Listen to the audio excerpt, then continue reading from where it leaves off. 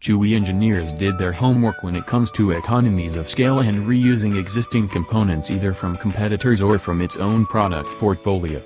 The screen is a fully laminated 10.8-inch model with a 3:2 aspect ratio and a 1920 by 1280 pixel resolution, just like the Surface 3.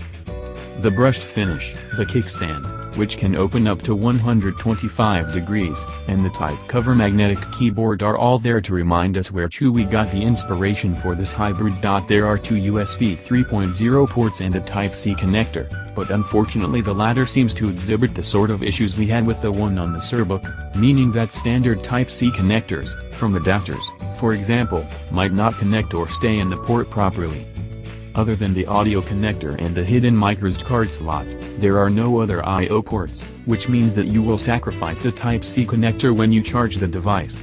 A quick note about the dimensions of this hybrid: when attached to the keyboard, its dimensions bulge to 268 by 190 by 14 mm, while tipping the scale at 979 grams. The device uses the same core components as its bigger brother, an Intel Celeron N3450 CPU, DDR3 memory, albeit a third less, and SanDisk M 5.1 for storage, albeit half the amount seen in the Chuwi Surbook. The N3450 hails from a newer generation compared to the X7 Z8700 that powered the Surface 3. It might have the same number of cores and threads and the same amount of cache, but a lower frequency means that these two will perform comparably.